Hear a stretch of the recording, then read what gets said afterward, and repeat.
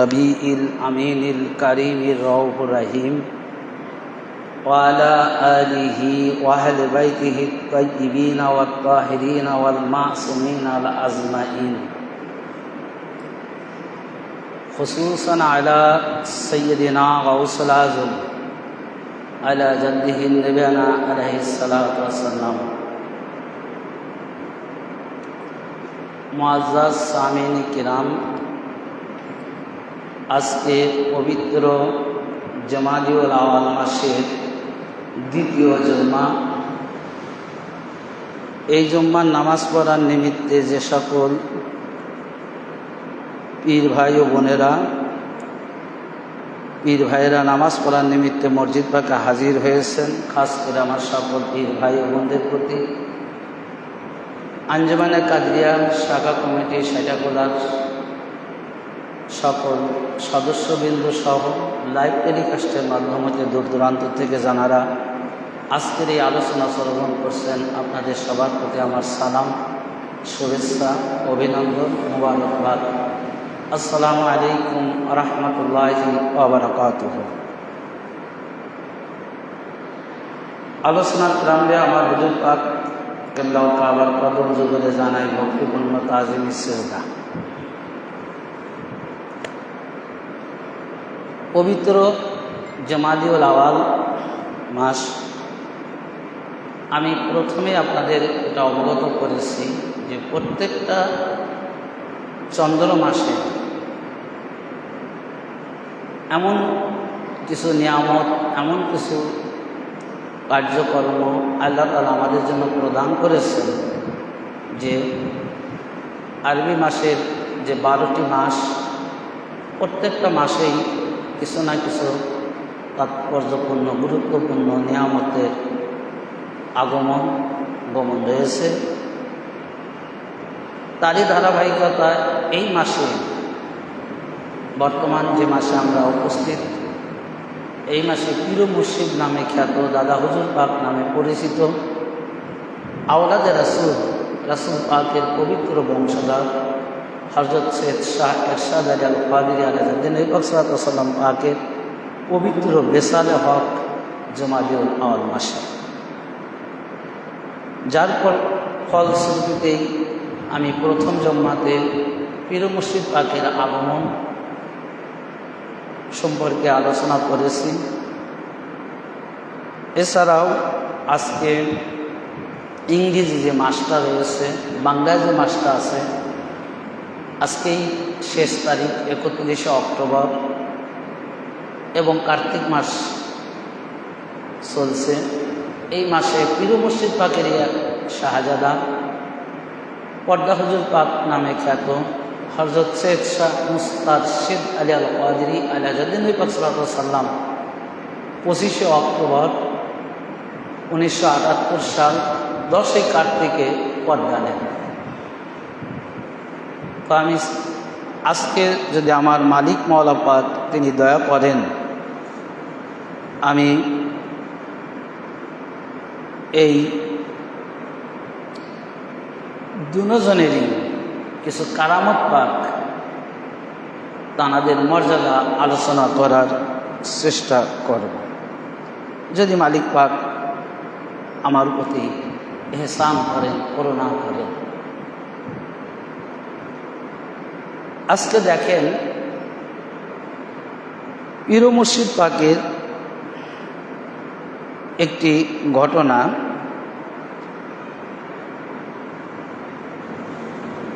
যে তিনি অসংখ্য কারামত পাক দেখা গেছেন।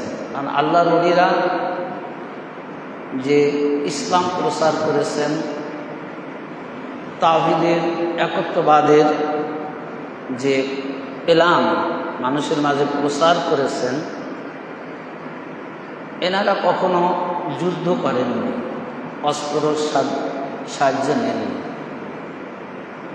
এনাদের সারাপুণ্যে, এনাদের চেহারা দেখে, এনারা যে কারামত পাকগুলো দেখাইছেন, তারই আলোকে হাজার হাজার বেধর্মী তারা ইসলামের ছায়াতলে আশ্রয় নিয়েছে। তো আল্লাহর ওলিদের কাজই হলো এটা, তাদের কাজ উগ্র নয়, ফ্যাসাদ নয়, যুদ্ধ বিগ্রহ নয়। তাঁরা আল্লাহর কাছে আসেন উগ্রবাদীকে দূর করার জন্য, ফিতনা দূর করে শান্তি প্রতিষ্ঠিত করার জন্য এবং ওয়াহদানিয়তের মূল বাণী মানুষের কাছে তুলে ধরার জন্য। এই কারণেই আল্লাহ তাআলা তাদের প্রেরণ করেন, তাঁরা আসেন। এক এক জামানায় এক এক শুরুতে এক এক আওলাদে রসুল মাদারজাত ওলির আবির্ভাব হয়। তো এই যে 25শে অক্টোবর 10ই কার্তিক 1978 সাল পর্দা হুজুর পাক পর্দা নিলেন। পর্দা হুজুর পাকের পূর্বেই দাদা হুজুর পাক তিনি ক্ষমতাসীন ছিলেন। তো এই পর্দা হুজুর পাকের একটি কারামত পাক আমি আপনাদের মাঝে তুলে ধরলেই বুঝতে পারবেন যে আসলে কেমন। সেই সময় তৎকালীন যুগে পুকুর থেকে, অর্থাৎ পীর পুকুর নামে খ্যাত একটি পুকুর মঙ্গলকোট শরীফে আছে, যে পুকুরে অসংখ্য আমাদের পীর ভাই পীর বোনেরা গোসল করেন, দেখার জন্য যান, যেখানে বাগদাদ থেকে আগত রাসূল পাকের আওলাদ পাক, আমার হুজুর পাকের পূর্বপুরুষ হযরত সৈয়দ শাহ জাকির আলী আল কাদেরী আলা জাদ্দি নবী পাক সাল্লাল্লাহু আলাইহি ওয়াসাল্লাম পাকের রওজা পাক রয়েছে, সাথে হযরত তুফাইল আলী আল কাদেরী আলা জাদ্দি নবী পাক সাল্লাল্লাহু আলাইহি ওয়াসাল্লাম পাকের রওজা পাক এই মঙ্গলকোটে অবস্থিত। মঙ্গলকোটে হযরত সৈয়দ শাহ জাকির আলী আল কাদেরী আলা জাদ্দি নবী পাক সাল্লাল্লাহু আলাইহি ওয়াসাল্লামের পবিত্র উরুস পাক চৌঠা জিলহজ মাসে সারা রাতব্যাপী উদযাপিত হয়। তো সেখানে একটি পুকুর আছে, যে পুকুরের নাম পীর পুকুর বলা হয়। তো ওই পুকুর থেকে মাছ চুরি করে নিয়ে যায়, কিন্তু পর্দা হুজুর পাকের নিকটে অনেক ভক্ত খাদেমরা আর্জি করলেন যে হুজুর, আমরা এত চেষ্টা করার পরেও আমরা মাছ ঠেকাইতে পারি না, যে এই মাছগুলো কিভাবে চলে যায়, চলে নিয়ে যায়, এটা আমরা ধরতেও পারি না, ঠেকাইতেও পারি না। তা আপনি যদি একটু হেসান করতেন, দয়া করতেন, এই মাছগুলো চুরি কে করে? এখন হুজুর পাক বলতেছেন যে আমি কি দেখেছি যে চোরকে, জানি চোরের নাম বলবো, আর চোরকে আমাকে দেখায় চুরি করছে নাকি, যে আমি বলে দেব অমুক চুরি করছে? শরিয়াতের পরিভাষায় যে কথাগুলো হুজুর পাক বললেন, আসলে চোর চুরি করছে যদি দেখাই যেত তাহলে তো চোর চুরি করতে পারত না। তো হঠাৎ করে একদিন চোর ধরা পড়ে গেছে পুলিশের হাতে, মাছ চুরি করে যাচ্ছে, যাওয়ার পর যেই উপর থেকে রাস্তায় বের হয়েছে, সঙ্গে সঙ্গে পুলিশ এসে গ্রেপ্তার করে ফেলছে, ধরে ফেলছে। তো ধরার পরে হুজুর পাকের কাছে আর্জি গেল, খবর গেল যে মালিক পাক, পীর পুকুর থেকে যে চোর মাছ চুরি করতো পুলিশ তাকে ধরে ফেলছে। তো হুজুর পাক তখন বলতেছেন যে চুরি করলে তো ধরা পড়বেই, চুরি করলে তো ধরা পড়বেই, চোর তো ধরা পড়বেই, পুলিশ তো চোরকে ধরবেই। তো দেখেন, আসলে এই কারামত পাকটা আমি এই জন্য বললাম যে আল্লাহর ওলিরা সব কিছু যে করতে পারেন, আল্লাহ তাআলা তাদের মাঝে ক্ষমতা দিয়েছেন, কিন্তু তাঁরা ক্ষমতা সেই রকমভাবে প্রকাশ করেন না। যদি হুজুর পাক যদি ওই সময় বলে দিতেন যে অমুক ব্যক্তি চুরি করছে, তোরা ধর, তাহলে ফিতনা তৈরি হয়ে যেত, ওই ব্যক্তির মান সম্মান ইজ্জত কি হতো, হুজুর পাকের মাধ্যম দিয়ে প্রকাশ পেয়ে যেত। কারণ তানারা তো দয়ার সাগর, আশ্রয়দাতা। তানারা তো প্রত্যেকটা ব্যক্তি তাদের কাছে তাদের শরণাপন্নে তারা কি হয়েছে, তারা মুক্তি লাভ করেছে, এটা সত্য। তা যাদের কাছে আশ্রয় জন্য মানুষ যান, যারা মানুষের আশ্রয়দাতা হিসাবে আবির্ভূত হয়েছে, তাদের কাছে তো মানুষ কোনো ক্ষতি অনিষ্ঠা চাইতে পারে না। আবার অনিষ্ঠাকারীগুলো তো তাদের কাছে প্রকাশ হবে, গোপন থাকতে পারে না। কিন্তু যদি হুজুর পাক যদি ওইটা ধরা দিতেন, তাহলে ওই চোর মনে মনে ভাবতো যে হুজুর আমি আপনার পুকুরেই তো মাছ চুরি করতে এসেছি, আমি তো আমার রিজিক জীবিকার জন্য এসেছি, যদিও হালাল না হারাম, চুরি করা হারাম না হারাম, এসেছি। তা আপনি আমাকে আশ্রয় না দিয়ে আরো কি করলেন, আমাকে বিপদে ফেলা দিলেন। এটা হয়ে যেত। যার কারণে হুজুর পাক তিনি কি করলেন, তিনি মাদাত করলেন, নিজে ওই চোরকে সাহায্য করলেন না, নাম বললেন না, ধরিয়ে দিলেন না। যেভাবে চোর ধরা পড়লে কাউকে দোষী সাব্যস্ত করতে যাতে না পারে, সেইভাবে যার যে কাজ তার দিয়েই করালেন। কারণ চোর ধরার কাজ পুলিশের, দেশের আইন শৃঙ্খলা রক্ষা করার দায়িত্ব পুলিশের। তো এই জন্য পুলিশ বাহিনী দিয়েই হুজুর পাক সেই কাজটা করালেন।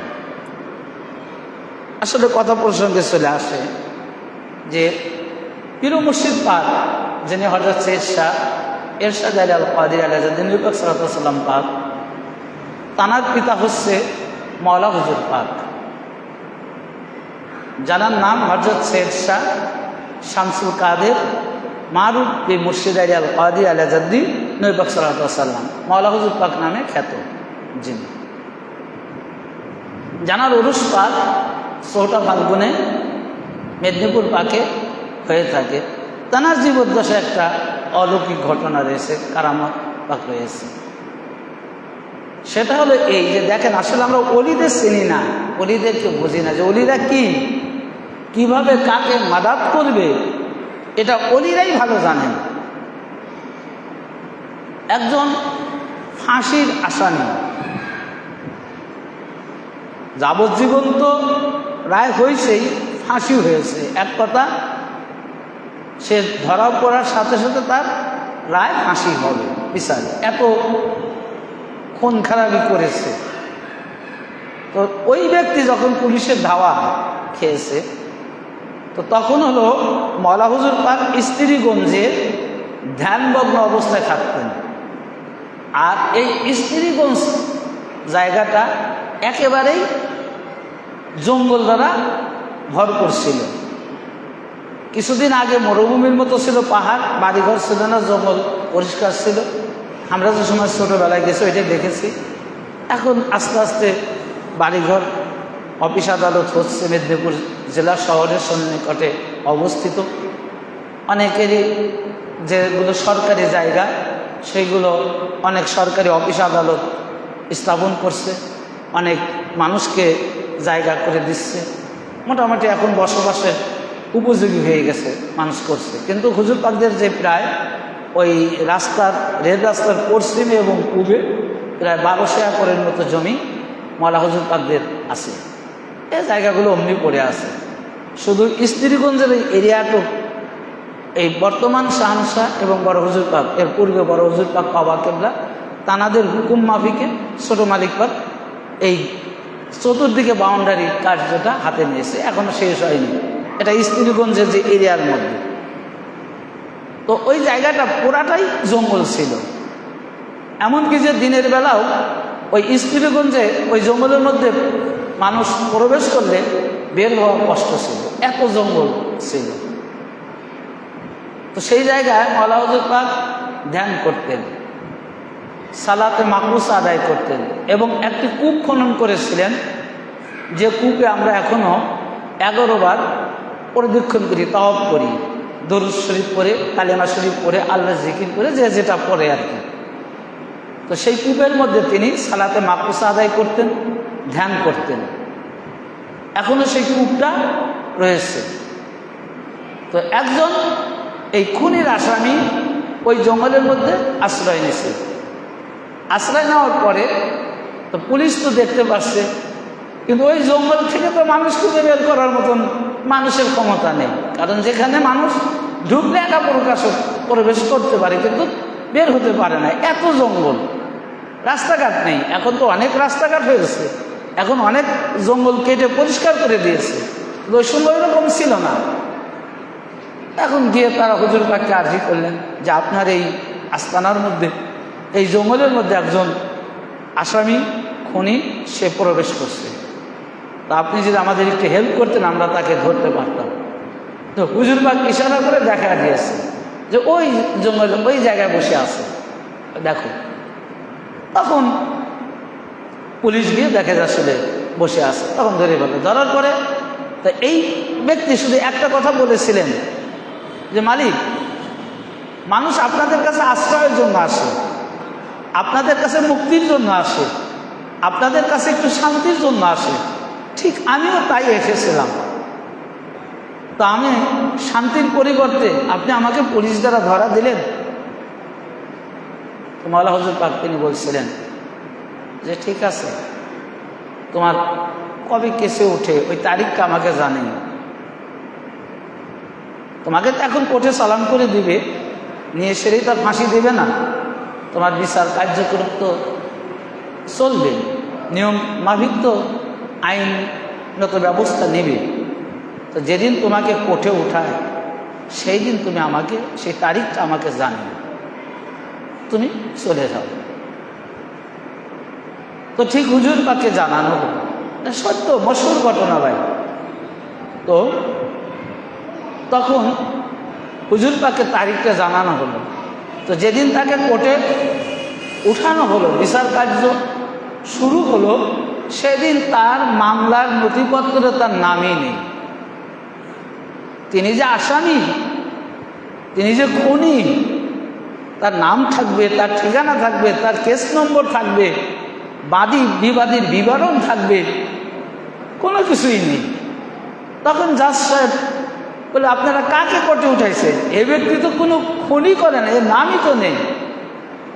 অর্থাৎ বেলকুশ খালাস হয়ে গেল। হওয়ার পরে এই যে 23 নম্বর খানকা শরীফের যে জায়গাটা, 22 নং খানকা শরীফে, 22 নং খানকা শরীফে মসজিদ পাক এবং খানকা শরীফ রয়েছে, তারপরের যে ফ্ল্যাটটা 23 নম্বর, এই জায়গাটা তিনি হুজুর পাকে, মাওলানা হুজুর পাকের নামে লিখে দেন যে আপনি এত দয়ালু, এত আপনাদের পাওয়ার যে মাওলা, আমি তো একেবারে বেলকুশ খালাস তো দূরের কথা, আমাকে সর্বোচ্চ 1 থেকে 2 বার কোর্টে হাজির করবে, তারপরে আমার রায় ফাঁসির কার্যকারী হয়ে যাবে। অথচ আপনার দয়া আমি, আমার নাম তো দূরের কথা, আমি খুনি তো দূরের কথা, আসামি তো দূরের কথা, আমার কোনো নাম চিহ্নই ওই নথিপত্রে নাই, গায়েব। তো সুতরাং আপনারা যে মহান, আপনারা যে আশ্রয়দাতা, আপনারা যে কল্যাণদাতা, আপনারা যে রাহমত, এটার মধ্যে কোনো সন্দেহ নাই। আপনারাই একমাত্র 18,000 মাখলুকাতের শান্তি দিতে পারেন, শান্তি নিতে পারেন। সুতরাং হুজুর, আমি খুশি হয়ে আজরান হিসাবে, নাজরানা হিসাবে এই জায়গাটা আপনার নামে আমি ওয়াকফ করে দিলাম। যে 23 নং খানকা পাকে যে জায়গাটা, ওই জায়গাটা এখনো আমরা পীর ভাইরা যান, বসেন। তো ভাই, এটা হলো অলিদের মর্যাদা, অলিদের কারামাত পাক। যুদ্ধ করতে হয় না, বিদ্রোহ করতে হয় না, কোনো যুক্তি নেই, তর্ক নেই। তাদের সন্নিকটে মানুষ আসার পরে শান্তি পায়, আর শান্তি পাওয়ার কারণেই তারা ইসলামের ছায়াতলে আশ্রয় নেয়। তো এটা হলো অলিদের কারামাত পাক। তো আজকে এই যে জুমাদিউল আওয়াল মাসে মাওলানা হুজুর পাকের শাহজাদা পীর মুর্শিদ পাক নামে খ্যাত, দাদা হুজুর পাক নামে পরিচিত, তিনি কত বড় অলি ছিলেন। মাদারজাত অলি তো বটেই, শিশুর থেকেই অলি, এবং জ্ঞান গরিমা ভরপুর। শুধু তাই নয়, তিনি তরিকাতে কাদরিয়া কি করেছে, তানার জ্ঞান গরিমা দ্বারা এই বাংলার জমিনে নয়, গোটা ভারতবর্ষে তিনি কি করেছেন? আলোক উজ্জ্বল করেছেন পীর মুর্শিদ পাক। শুধুমাত্র কি দ্বারা? কারামাত পাক দ্বারা, অলৌকিক ঘটনা দ্বারা, যে অন্য কোনো কিছু নয়, কোনো যুদ্ধ বিগ্রহ দ্বারা নয়। আলেমদের সাথে তিনি মোনাজারা করছেন।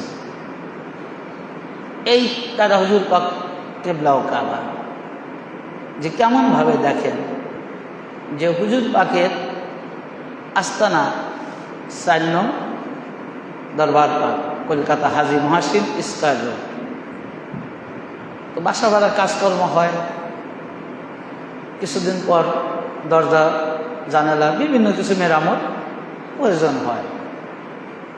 তো সেই সময় তৎকালীন যুগে কিছু আলেমরা, তাও ছোটোখাটো আলেম না, কারণ আপনারা এটা জানেন যে ভারতবর্ষে সবচাইতে বড় একটি প্রতিষ্ঠান দেওবন্দ, কওমি মাদ্রাসার প্রতিষ্ঠাতা এবং হেড অফ ডিপার্টমেন্ট হলো দেওবন্দ। ওখান থেকেই উৎপত্তি। যে আমাদের বাংলাদেশে যে কওমি মাদ্রাসাগুলো দেখতে পান, এই মাদ্রাসার উৎপত্তি দেওবন্দ থেকে। তো এই দেওবন্দের বড় বড় আলেম, মুফতি, মুফাসসির, মুহাদ্দিস, মুহাক্কিক, তো তারা জানতে পারলো যে অমুক জায়গায় অমুক ব্যক্তি নামে একজন পীর আছে, সে যত শিরিক বেদাতের ফ্যাক্টরি, নাউজুবিল্লাহ, যে ওখান থেকে শিরিক বেদাত সাপ্লাই হয়,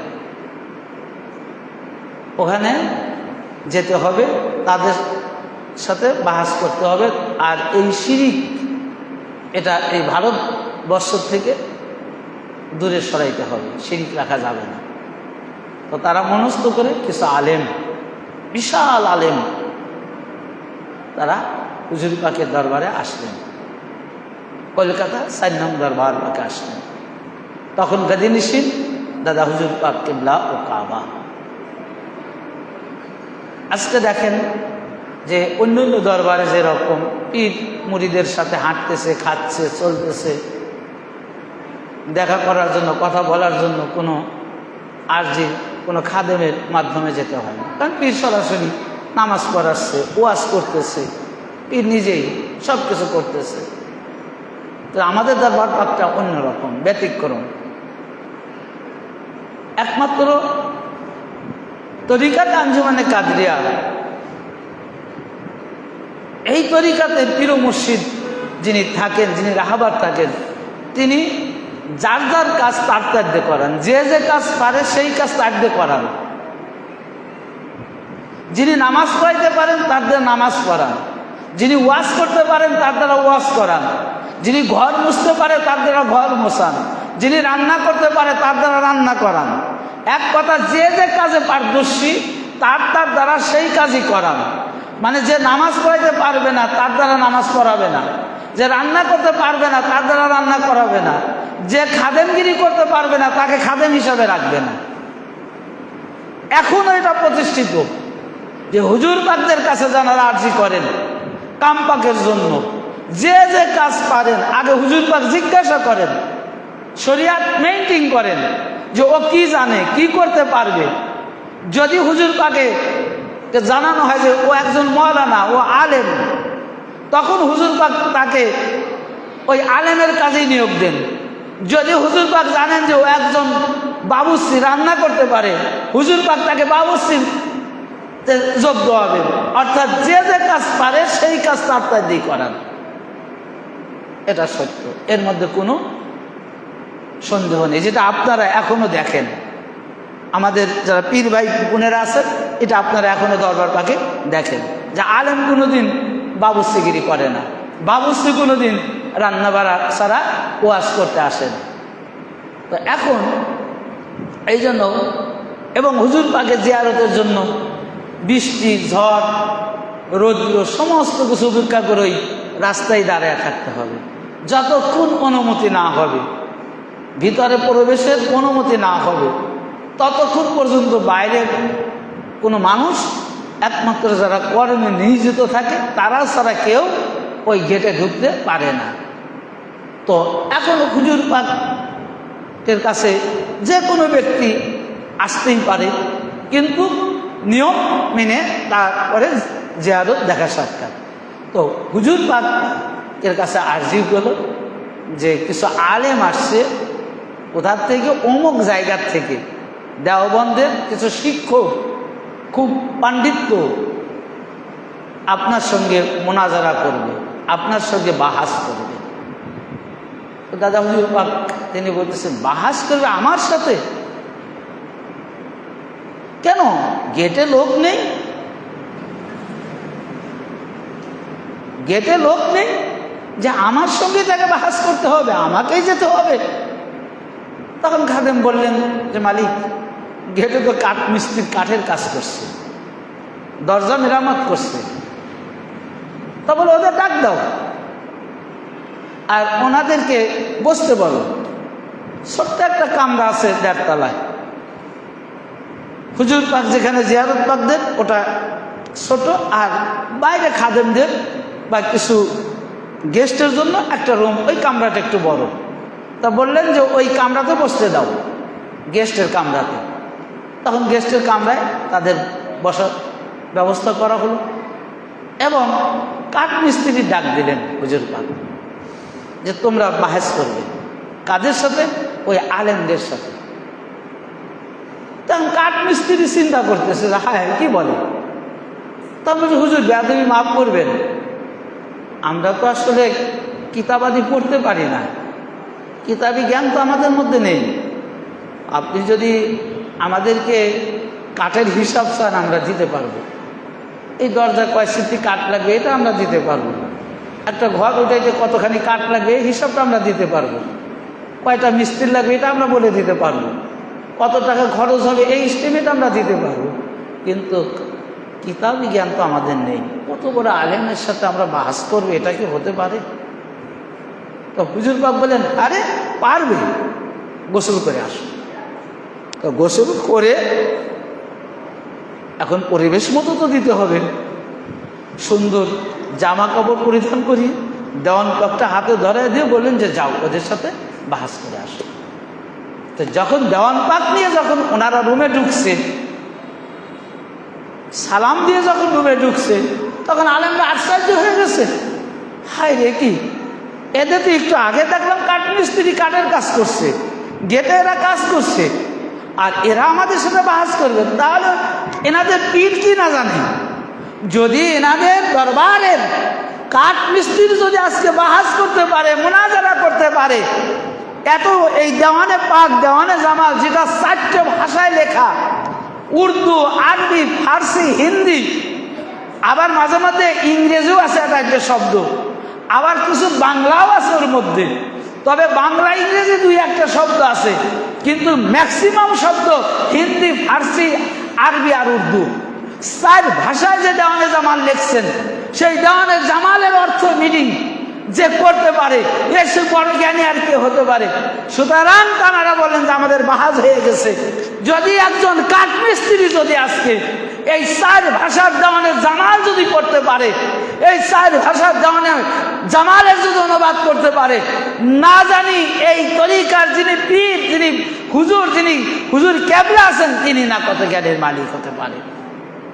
তখন চলে গেলেন।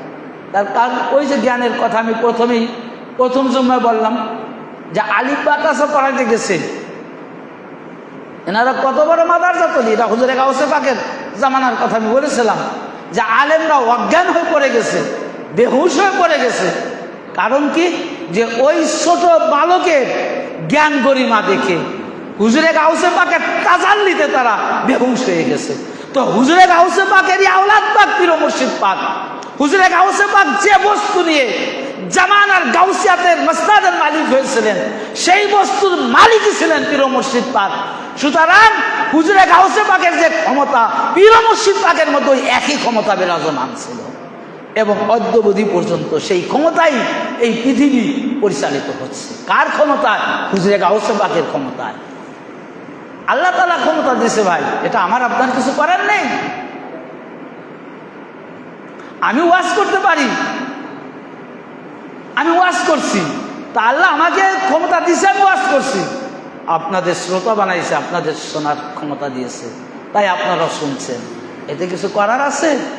আল্লাহ যাকে দিবে তিনিই তো পাবে। কোরআন পাকের মধ্যে আল্লাহ তাআলা বলছেন, আল্লাহ যাকে খুশি তাকে রাজ্য দেন, যাকে খুশি তার থেকে রাজ্য ছিনিয়ে নেন, যাকে খুশি তাকে ফকির বানান। সুতরাং আল্লাহ যাকে খুশি তাকে দিবে, সে রাজা হবে, যার থেকে রাজত্ব কেড়ে নিবে সে ফকির হবে। এটা আল্লাহর বান্দার কোনো এখতিয়ার নাই, এটা আল্লাহর খোদ দয়া। কাকে আল্লাহ রাজত্ব দান করবে আর না করবে এটা আল্লাহরই এখতিয়ার, এটা আল্লাহরই এখতিয়ার। তো আল্লাহ কুদরতি শক্তি হুজুরে গাউসে পাককে দিয়েছেন, আর সেই কুদরতি শক্তির ক্ষমতা হুজুরে গাউসে পাক এই ভূমণ্ডল পরিচালনা করেছেন। সেই কুদরতি শক্তি হুজুরে গাউসে পাককে যখন দিয়েছেন, হুজুরে গাউসে পাক যাকে ইচ্ছা তাকে দিয়ে গেছেন। এটা কারো এখতিয়ার নেই, এটা কারো ক্ষমতা নেই রদবদল করার জন্য। তো পীর মুর্শিদ পাকের এটা গেল একটা কারামাত পাক। দেখেন যে এই জন্য বলা যে একটা বাংলা একটা প্রবাদ আছে না, যে পরশ পাথরের সাথে লোহার সংস্পর্শ লাগলে সে লোহা কি স্বর্ণ হয়ে যায়। পৃথিবীতে কেউ পরশ পাথর দেখছেন? বলেন তো পরশ পাথর বলতে কোনো বস্তু আছে, ধাতু আছে? নট, নেই। যদি পরশ পাথর নামে যদি কোনো ধাতু থাকতো, এই বিল্ডিংটা দেখতে পাচ্ছেন না, এটা পুরো স্বর্ণের হয়ে যেত। এই যে মাইক দেখতে পাচ্ছেন না, গোটা স্বর্ণের হয়ে যেত। আমার গায়ের পাঞ্জাবি দেখতে পাচ্ছেন না, এটা স্বর্ণের হয়ে যেত, কারণ সোয়ালই তো স্বর্ণ। আসলে পরশ পাথর বলতে কোনো ধাতু আজ পর্যন্ত বৈজ্ঞানিক কোনো বিজ্ঞান কোনো গবেষক উদ্ঘাটন করতে পারেনি, আর উদ্ঘাটন করতে পারবেও না। নাই দুনিয়ার, এটা দুনিয়ার কোনো বস্তু না। দুনিয়ার বস্তু তো বিজ্ঞানরা আবিষ্কার করতেছে, মঙ্গল গ্রহে যেতে পারছে, বুধ যত সেই চাঁদে আসমানে সমস্ত জায়গা ভ্রমণ করছে, সমুদ্রের তলদেশে কি আছে সেটাও তারা ভ্রমণ করে বের করছে, অথচ পরশ পাথর খুঁজে পাচ্ছে না রে ভাই। তো পরশ পাথর তো পাবে না। পরশ পাথর হলো মাদারজাত ওলি, যিনি আল্লাহ তো ওলি হয়ে এসেছে।